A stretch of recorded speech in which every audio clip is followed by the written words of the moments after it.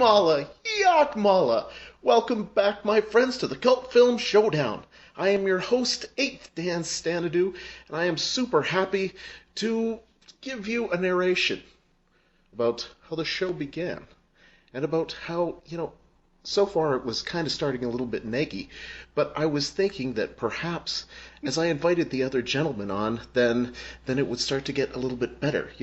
We'd get some macho, we'd get a little bit of toy. Anyways, I'm joined by my friends, and I have Jack Hall. I am the toy. You are the toy.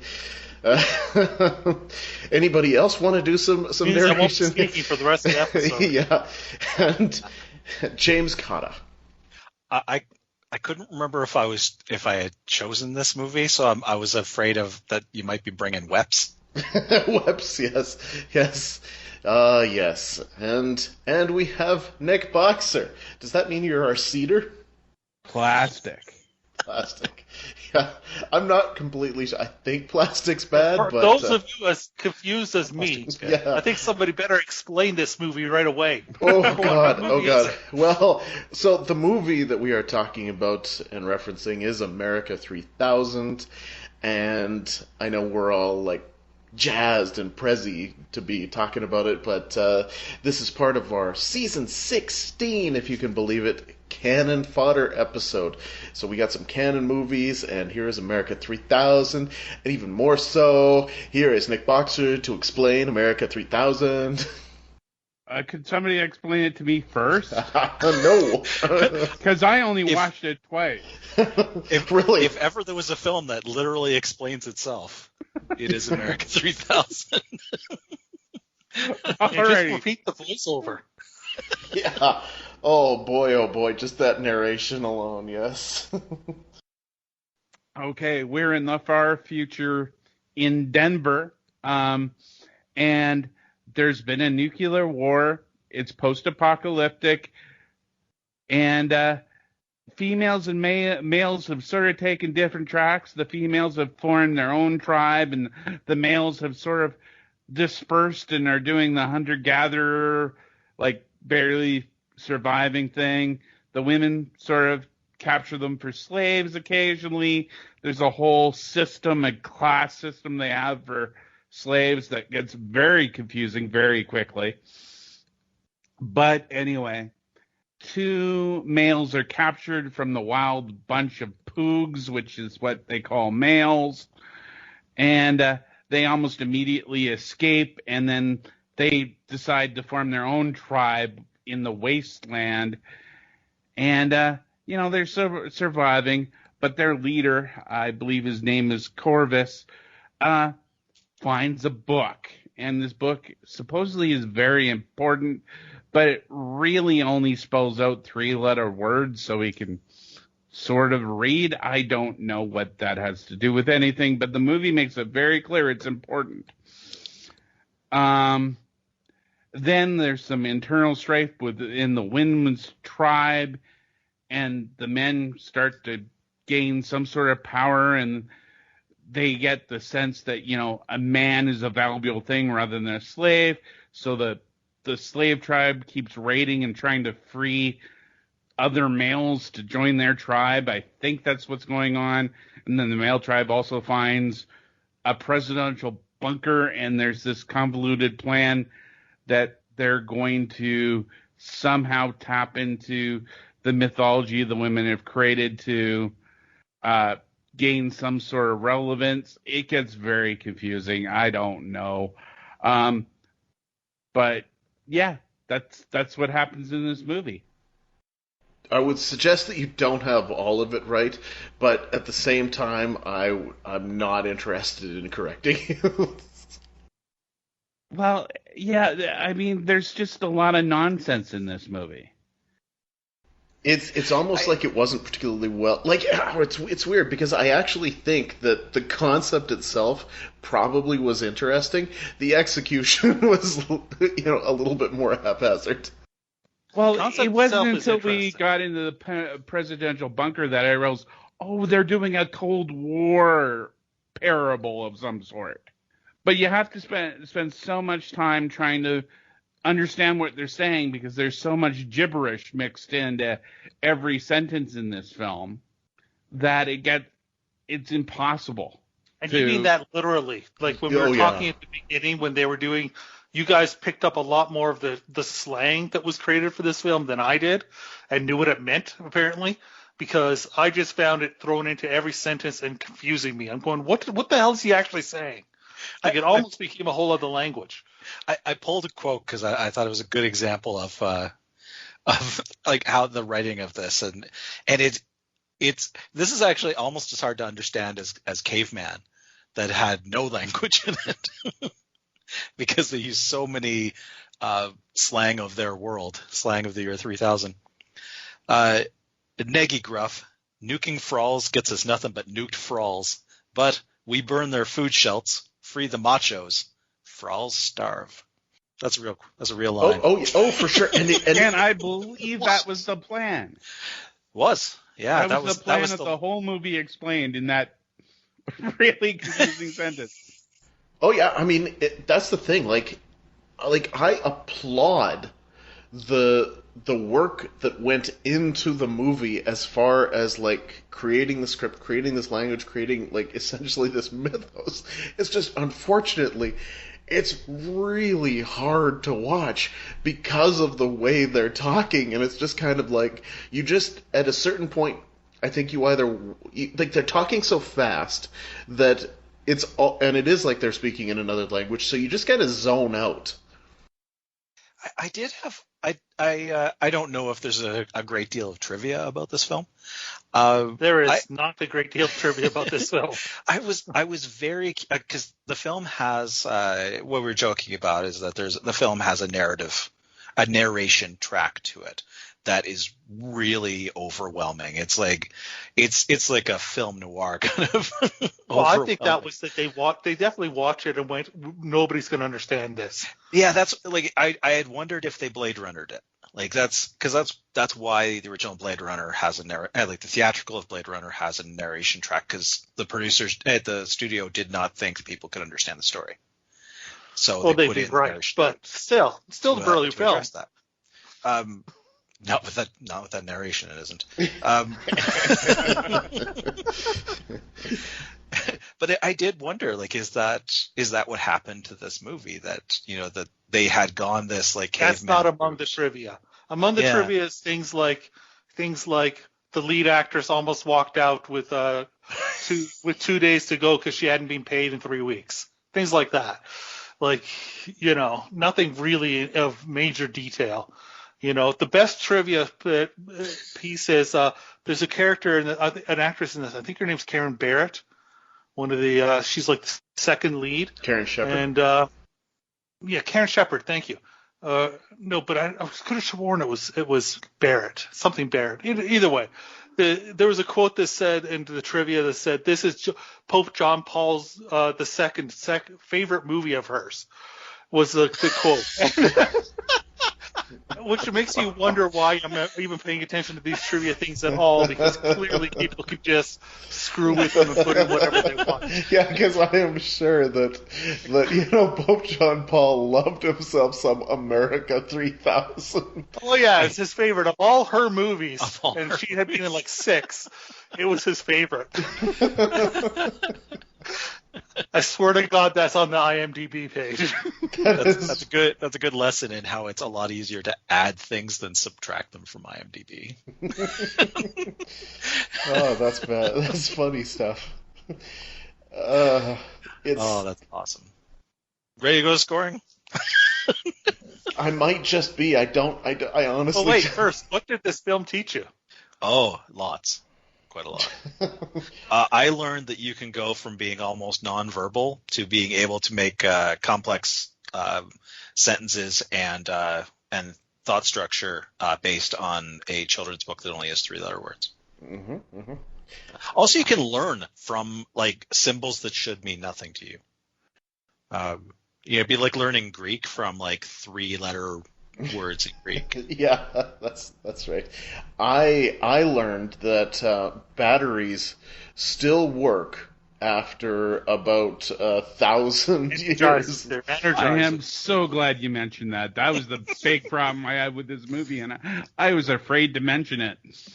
Because they find a lot of stuff that requires batteries, and they seem to all work. I mean, they got flashlights, they got a boombox. And I assume the boombox has a cassette in it and isn't playing the radio. Because... Unless they're doing one of those M. Night Shyamalan things, and like this is the only valley where this has happened, and everything else is proceeding normally. And I mean, and we haven't even talked about Arg the Awful, one of the creatures of the wasteland part that was before. Oh God, Arg the Awful may be my favorite part of the movie. Well, sure, because he's the and that's. Maybe that's the problem. But he's also the most out-of-place thing in this movie. Yeah, maybe that's what it is. Because he's the comic relief. He's the funny part of this movie, which makes you feel like this is supposed to be a comedy. But then the way that everybody... The film, as a general rule, doesn't take itself seriously. Well, no, but the problem is that it's like with the actors, like Lorraine Land and Chuck Wagner. I mean, like, I felt like they were, like, especially with the language that was in it, I felt like they were really trying to kind of take it seriously, but the problem was I didn't think it was a good comedy in that regard because it felt like it was taking itself too seriously at times, and yet then it didn't, so I kind of felt like I was in the middle the whole time. Yeah, one of those films that couldn't quite find its tone. It didn't seem to kind of jump one way or the other, which usually means that partway through filming they changed their mind. You know, they started making a serious movie and then needed to go comedy with it. Mm-hmm. Yeah, there are scenes in this movie that, you know, you almost get a character that's comic relief, and then they mention almost immediately they cut off his balls. I didn't think that character ever was going to be comic relief. That is the toy that we were referencing earlier. Yeah. They do that with all their toys. Not to mention the funniest character in this, other than Argo the Awful, was what they refer to as the half femme, I believe, who has a harem of little boys. So he's not good. The toy keeper? Was that what? Yeah. Yeah, I'm like, he was the toy keeper. Yeah, he was the toy keeper. The movie we watched was called America 3000. Chris, Nick, can you confirm that is what you and Dee saw? Yes, please? That's what I saw. Okay. Wow. Okay. Well, you didn't think the toy was going to be funny, though? I thought he was. No, I thought, I never thought that at all. I thought they were going to do something funny with him, and instead really they made him the sweet character, like the character that like everybody kind of was just like, it's okay, you can be okay, you can be a real man here. I couldn't figure out, like, in the internal logic of the film, I couldn't figure out how much they knew. Because it felt like it can't have been that long since the apocalypse. Mm. You know, their procreation system hardly seemed sustainable. Well, that's for sure. That the Cedars had to give the femme, whatever the hell they were called, they had to give them only women, and that. It sounded like they killed the way they talked about it. It sounded like they killed the boy children in this case, but of course that would completely make their system untenable. you know, they did say that. So, but then again, there's also all the men that are running around that are those are the plugs or whatever they're running around in the wild, right? That aren't as. I'm like, where did they all come from then? Who was seeding with them? Yeah, so if you're killing all of the men, which, you know, fair enough, where are the stray men coming from? Like that's why I felt like it couldn't have been that long, but Maybe they don't kill them. Maybe they just do like the 300 thing and throw them off a cliff, and if they live, they live. Well, and then there's also the point of the fact that these are two ultimately really small compounds, but at near the very beginning, when the mother of the Amazon, whatever the hell they're called, when the mother dies and hands it to Lorene Landon's character, well, there's like a visitation from another one of the like female compounds. So who knows how many of these there are? But apparently, are they all waiting for the Prezi? I don't know.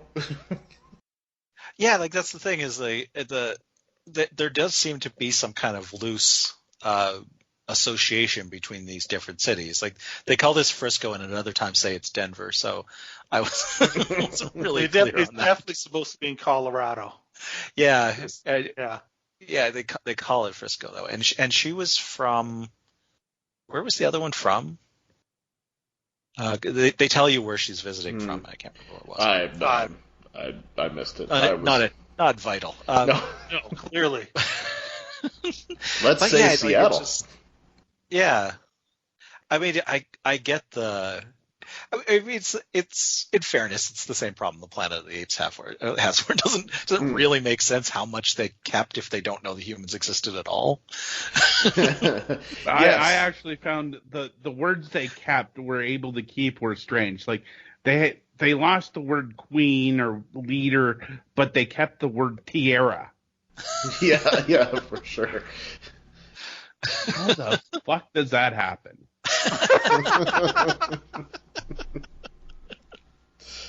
And the women are called Fraus. So I mean, you've lost all of that, but you kept one German word. German word, yeah, exactly. Like one does. Oh, of course. I mean, we English is great because it's a combination of all the languages. That's right. It's a complex it's a melting pot. It's a menagerie. It's a. All right. I couldn't figure out what plugots meant actually. I got it. Like every other word seemed to make sense to me except for plugots. Yeah. I actually tried looking up like men and anything with plu in it, and nothing.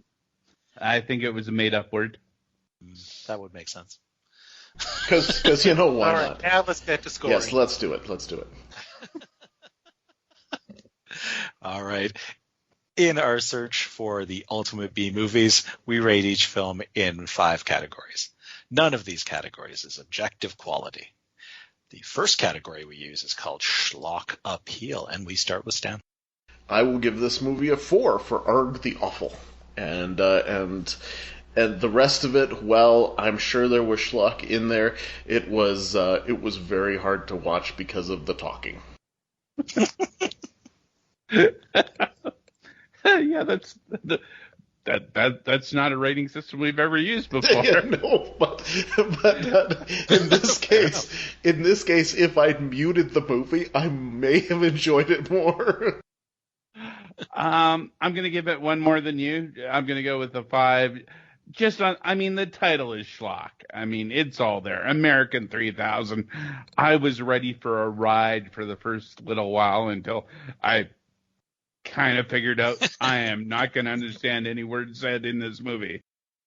So 4, 5, and I got a 6 because I think there's a lot of schlock here. It's kind of slow paced and boring, but there's a lot of schlock here, and I was going to score it a 5, but it gets a +1 for the incredibly schlocky poster that comes with it.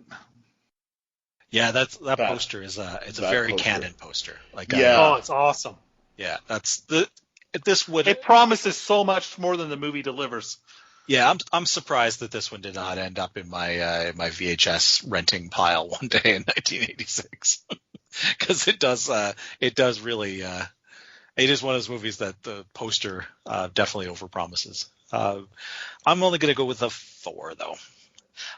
More heart than budget, and this is the game we play. Supposed to go with 7. Jack and I play a game where I say I saw a budget of $2 million.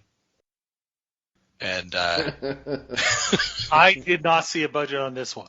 all right, $2 million it is. 2 million. 1986. 2 million is what Wikipedia says, and so ultimately, if this movie was made for $2 million, originally I may have gone with a 6, but now because I find out that they actually spent millions, like $2 million to make this, I'm going to have to go with a 3. I'll go with 4. The script alone, that somebody, sort of designed this language and like that, but you can tell all the actors know they signed contracts and couldn't get out of them after the third day of shooting. So, yeah. I think a 4 seems fair, and I don't care to explain why. 4. I am I'm the outlier here with a 1. Wow. I think we've had films before where I thought that the performers were not bringing their A game. I felt watching parts of this that they were angry about it. Well, this was 2 years before Chuck Wagner discovers steroids. Because if you see him in Sisterhood, dude, it's massive. Oh yeah, that's right. All right. What the fuck moments? Well, I knew that I was in for something when right off the bat it said, and the world was Wagos. And it did say crazy behind that. And I think the problem is that they went on to use the word Wagos several times, not all of which actually would have meant crazy. One of the things I noticed really early on in this movie was they may not have had much, but they did have hairspray, because all of those women had really teased hair. Certainly Lorraine Landon did. When Corvus finds the presidential bunker, it was really handy that the laser weapons, which barely got used, came with a manual that he was, of course, able to read from the book that explained that he was a man.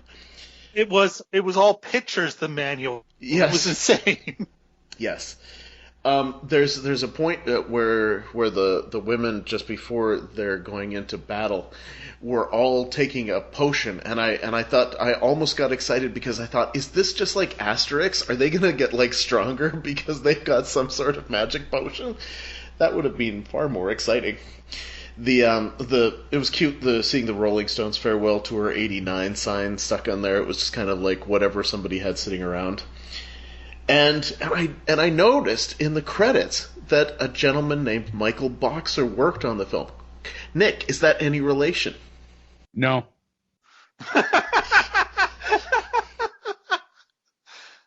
So the Rolling Stones have been for 30 years trying to retire, you're telling me? Yes, they've been trying to retire, and in the year 3000, I wouldn't be surprised if they were seeding. Wow, if there's one person we know is going to survive a nuclear bomb, no problem. It's Keith Richards. Keith Richards, for sure, yes.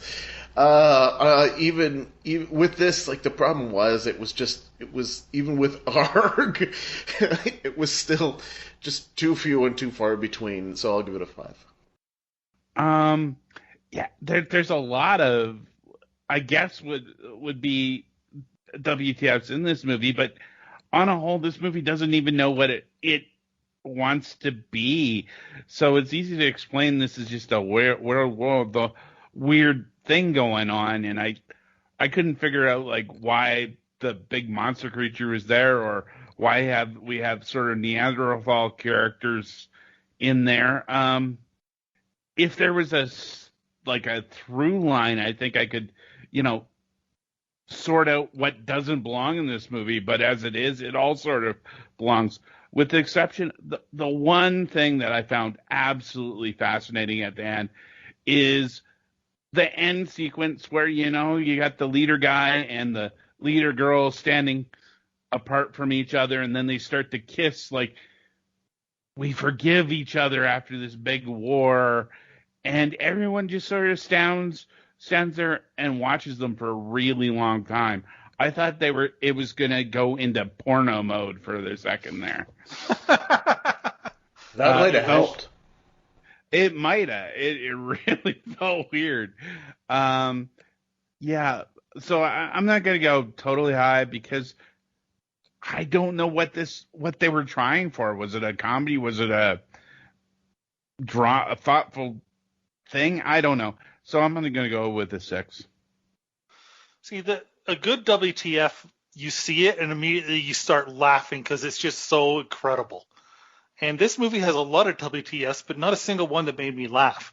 Like, he's sitting there and he gets this book and he goes, he has a picture of a man and he figures out he's a man because he looks at the letters and goes, man. And I'm like, if you've never been taught to read, that symbol that looks like an M would not sound like an M. It would, for all you know, it could sound like, you know, like it's a nothing. And it's things like that. It's like this movie is chock full of them, but they're kind of like plot holes and they're not so terribly entertaining. So I'm going to stick with a 5. Yeah, I mean the decision to have so much weird slang and future speak is probably the craziest thing about this movie. The weird third act of, you know, that they find the bunker where the president had been is just a strange direction for the whole story to take. It is. I've watched enough of those Netflix documentaries about prisons to know that there's some stuff that doesn't happen in this film that. And maybe the next time we get to a women in prison, we can point that out. Not different in the dudes in prison shows either, though. Only a 4 for me. I think most of the moments are what the huh? yeah. They're What more the head huh? scratchers than anything Yeah. else. WTHs. Yeah. Actually, everything in this movie that seemed a little bit off, I had to question, is this important that I know it? I'd almost be willing to say no. But, I mean, there were several times that I went, oh, are we veering off in a different direction here? Not usually, no. No. Only a 4 for me. Memorable moments. Honestly, I think that I'll probably have a vague recollection of Negi and stuff like that. Like, I may remember the language and the annoyance of the language, but I know for a fact that if you ask me in a year, like, hey, so what did you think of America 3000? It'll be like, sounds like something I watched. Was that the one with the gun? You know, it's just like anything like that is such a generic title. I can pretty much guarantee that I won't remember it, so I'm going to go with a 2. Yeah, I think 2 is the right score. I know, a year from now, I'm going to know there was a post-apocalyptic film that had some weird language in it, but I couldn't pick it out of the lineup. Yeah, this film really suffers from the fact that it had a PG-13 rating. I think they, you know, like it could have, if it had been rated R, maybe we would have had some moments that were more memorable. But as it is, I mean, the Prezi suit, I think I'll remember that because it's like an astronaut suit that for no reason is gold, and I don't get that. But Shiny gold, too. shiny gold. Yeah, I mean, I think I'll remember that. But when you say to me, you'll say America 3000, I'll go, huh? And you'll say the one with the weird language, and I'll go, oh, I will remember when you say the weird language. But until then, I won't. So I'm going to give it a 2. Yeah, I think the title is going to harm my ability to keep track of it because I am going to think of what was the one with the gun again? Equalizer 2000. See, I'm already getting them confused. Yeah, and I was going to say Texas 2020. So Yeah, Texas Gladiators 2020 or whatever the hell. Yeah, like it's. Yeah. Were those different movies, or was that the same title for the same alternate titles? They were 2 separate. And that's the thing. There's no shortage of 2000, 3000. You know, I may be a 2000 man, but you know that's. I'm a 60-minute man. Let's make it. That was a 60-second man. Let's make it 2 across. Crazy concept. I'll give this a 6, not because of the concept is crazy, but I feel I actually want to give a little bit of credit for the fact that I feel like the concept that he did have was like could have really been interesting, and I appreciate the work that the director and writer actually did on it. It's just I just couldn't take the execution, but I want to give him a little bit of credit, so 6. Yeah, if somebody had explained this movie to me before I tried to watch it, I would have gone, yeah, that sounds really interesting, and I haven't seen anything like that, and I'd be excited to watch it. Unfortunately, I have watched it, and it was a bad idea. But the concept's really crazy. I'll go with the 7. See, this is tough because, like, there's so many of these, nuclear war fallout movies that occur around this era. I mean, there's just a trillion of them, it seems. But this one does take the concept that we've seen a million times, or a trillion in this case, and literally does throw some different twists into it. So I think it deserves some credit for this. I'll also give it a 6, and I'm just noticing how this is a movie that is not divisive. We really are within each other's scores pretty tightly. Yeah, there's not a lot of variation coming out of this one. And yeah, I think like I said, I suspect that they had started making this movie without that narration track, because the narration track also doesn't make any sense from an inside the movie logic, is like, because it's one of the main characters telling the story of the movie, but he doesn't use any of the slang that he uses throughout the film. He uses a bit, and then the problem is that it's an omniscient narrator, so he knows things that he was never there for. Yeah, he does that thing where he's like, I presume he's told. Yeah, I was thinking of looking at it close enough to figure out whether there was an opportunity for him to be told some of the stuff, like things that happen from characters that die. But then it wasn't worth the trouble. But again, a little bit of credit just for swinging for the fences. 6. Go ahead. Go ahead. No, 6. give your score. 6, then you can go. No, I was just going to say with the narration, it also created an odd sexual tension between the narrator and the hero. I thought. Okay, I thought it was going to veer off there for a while. There were really interesting direction. No, I think that there were. I don't know if I would have put that, but I think that there were some very odd moments in the narration. There's a bit where the main guy is going to head off on his little adventure where he ends up finding the president's bunker, and the narration tracks Ellie, and he says, like, if anything happens to me, you're in charge. And the narration track is, secretly, I was hoping that something would. Like, well, that feels like something you should follow up on, and then they don't. That is never important. Yeah. Oh. Sort of remember that. Sort of. Yeah. All right. Well, that brings us to a lackluster 42 out of 100, tying it with New Year's Evil, right behind Race with the Devil. And I would rather watch New Year's Evil again. I would rather watch New Year's Evil. Yeah. I challenge you to tell me what Race with the Devil is. Race with the Devil. That was the one with Peter Fonda. Yeah. Yeah, Peter Fonda. Yeah. Oh yeah. In the RV. Yeah. Yeah. Yeah. I'd rather watch that over this. I'd watch either one of these. Yeah. Yeah. It's only 1 point ahead of 2020 Texas Gladiators, by the way.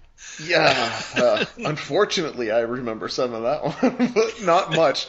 Again, I remember the title. I have a vague recollection of the beginning, but that's about it. This is half of our show nowadays. These things happen. What do I remember? But all right. Let us say that our final review is These Things Happen. Yes. All right. So let's do some business. All right. We are on Patreon at Cult Film Showdown, where you can support our efforts to find the ultimate B movies. And We're also on Instagram, and we're on YouTube, and you can subscribe on pretty much any podcast app. And we are sponsored by WeTalkPodcast.com, the home of the Octagon, where you can check out our whole record of every movie we've done. And they have a Facebook and they have a Twitter. So great. It's so great that they have a Facebook and a Twitter. I appreciate that. Yeah, well, they have a lot more shows than just this one. That is very true. Good on them. Good on them, I say. But, okay. So our season 16 canon fodder carries on next with Enter the Ninja, a little Franco Nero Shokusugi action. So I hope that we get more out of that than we did out of this. But, I mean, the problem is I'm sure we're not going to score it on the title alone, because Enter the Ninja, well, that's kind of throwaway too. But anyways, unless anybody has anything else to say or to add, then I think we should move on to Enter the Ninja. Anybody? All right. I'm good. Good. Excellent. So, for Jim and for Jack and for Nick, I am your host, 8th Dan Stanadu, and thanks for listening to the cult film Showdown. It is 900 years after the Great Nuke, and the roles of women have changed dramatically, much to the displeasure of men and mutants. For it's a new kind of war being fought, with a certain kick to it. America 3000. Meet Corvus. He's a scholar. He's a spy. He's a man who falls back into the 20th century and lands the most important job in America. Mr. President. Mr. President? The President! Me for president. Meet Vina, the virginal queen of the Thunder Warriors. It is up to Corvus and Vina to bring a little civilization back into the world. What's it, man? Theo.